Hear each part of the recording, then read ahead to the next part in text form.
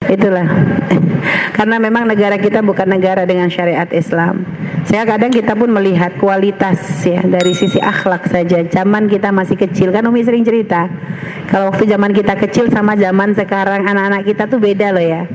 Beda sikap, beda perilaku. Zaman kita kecil itu kan rata-rata yang mengajar di sekolah itu ya adalah ustadz-ustadz yang mengajar di dinia. Mereka kadang gurunya tuh ngerangkep, guru tajwid ya sekaligus ngajar matematika. Biasa dulu kan guru begitu. Guru tuh sampai rangkep-rangkep. Satu guru tuh kadang sampai megang berapa pelajaran. Padahal yang mereka sendiri adalah ya santri ya mengerti ilmu agama. Sehingga kadang dalam mengajarkan kepada kita ini kan benar-benar ya ada akhlaknya, ada ilmunya.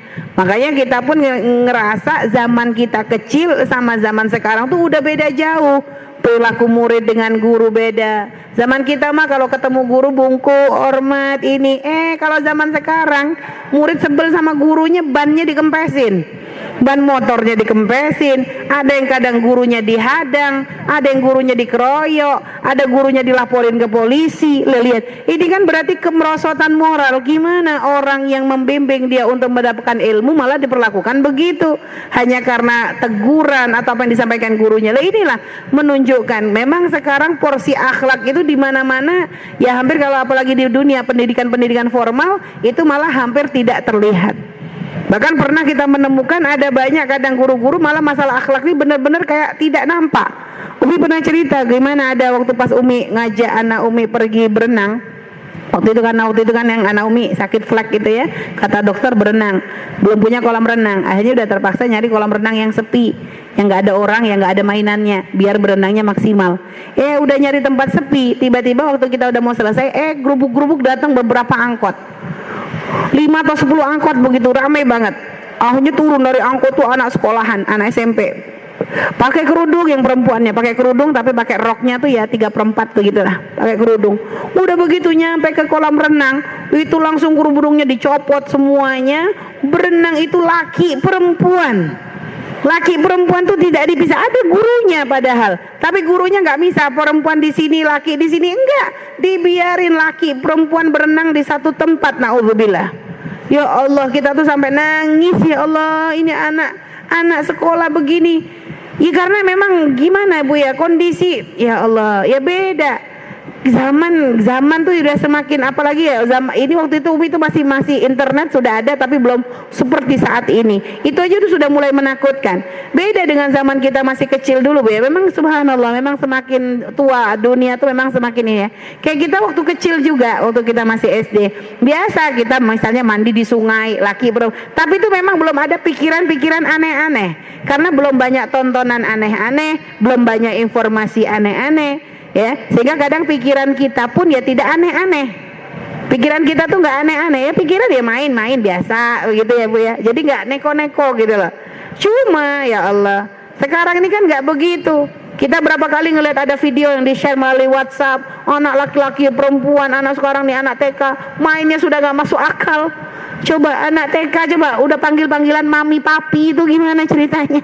Jadi kan jawaban sedang menunjukkan moral akhlak itu benar-benar sudah hampir tidak dibimbing. Bahkan bukan hanya di sekolahan, dari rumah pun sudah tidak ada. Orang tua memberikan kebebasan kepada anak untuk megang handphone tapi tidak dikasih tarbiyah. Anak TK megang handphone, anak SD pegang handphone. Padahal di handphone tuh gimana? Handphone tuh dengan pisau itu lebih bahaya handphone. Kalau pisau ya ibaratnya kalau luka ya luka zahirnya, tapi kalau handphone batinnya ini yang kena. Naudzubillah. Karena di situ diajarkan macam-macam, mau belajar membunuh di situ ada, berzina ada, semuanya tuh bisa dipelajari melalui handphone. Ya. Jadi kan naudzubillah Ibu. Makanya sekarang ini memang penting. Makanya artinya gini, kita sekarang kalau berharap dengan pemerintah untuk menetapkan bahwa 50% harus pendidikan akhlak dan sebagainya, mungkin terlalu jauh. Sekarang mulai di rumah kita. Minimal kita setiap anak kita mau berangkat sekolah, kita bimbing jabai ilmu manfaat dunia akhirat yang baik, akhlaknya ini ajari supaya jangan sampai ada kasus seorang anak membuli temannya, supaya jangan sampai ada kasus. Ini kan kenapa kok ada kasus-kasus begini? Ada anak dibully sampai bunuh diri, ada anak dibully sampai begini. Ini kan karena tidak ada tarbiyah di rumah. Maka sekarang kalau berbicara negara terlalu besar dan terlalu berat. Karena negara kita bukan negara dengan syarat Islam. Apalagi sekarang malah negara kita ini yang Islam ini malah sering diutak-atik nih Bu. Islam ini sekarang lagi diutak-atik, padahal negara kita mayoritasnya Islam, tapi umat Islam malah diutak-atik. Majelis harus diawasi polisi karena takut nanti ada kekerasan. Kapan sih kita ngajarin keras-kerasnya? Ya tadi makanya kalau ada majelis, kalau dikatakan ini adalah mengajak kepada kekerasan, sudah begitu apalagi sekarang assalamualaikum suruh ganti pakai salam. Nanti perlu tak Bu Umi ganti salam juga nih? Nah, makanya kan aneh. Jadi makanya kalau berharap negara, sudahlah, kita doakan saja semoga Allah kirim bagi kita pemimpin yang baik, yang kenal Allah Rasulullah. Kalau nggak kenal, semoga Allah pilih Allah kasih penggantinya. Allah Maha Kaya. Hanya sekarang yang paling penting bekal di rumah, bekali anak kita, bimbing kalau anak kita mau sekolah, niatnya sayang, niat karena Allah, niat karena Rasulullah, sambungkan hatinya. Kamu cari ilmu adalah untuk menjadi orang manfaat bagi umat Nabi Muhammad, menjadi penerusnya Nabi Muhammad. Rasulullah pengen senang dengan orang yang pintar, sehingga Islam itu harus komplit, harus ada dokter yang pintar, harus ada insinyur yang pintar, harus ada pilot yang pintar, harus ada profesor yang luar biasa. Akan tapi ingat, kuncinya adalah selalu sambung dengan Allah dan Rasulullah. Maka itu peran kita para ibunda khususnya untuk membimbing anak-anak kita. Ketika mau berangkat sekolah, niat, bimbing baca doa, ingat Allah, ingat Rasulullah. Talibul ilmi pahala gede, tapi bukan hanya pahalanya, tapi ingat kalau kamu salah niat, lihat. Maka ini yang kita ajarkan. Semoga dengan itu sudah cukup menjadi bekal. Karena kalau sampai ternyata dari rumah sudah kita bekali dengan bekal yang baik, niat yang baik, semoga begitu mereka pergi ke sekolah dan ternyata menemukan sesuatu yang tidak sesuai dengan ajaran Nabi, akan tapi berkat niat yang baik akan dijaga oleh Allah Subhanahu wa taala. Insya Allah begitu Mimi ya. Memang kita sangat prihatin, sangat prihatin.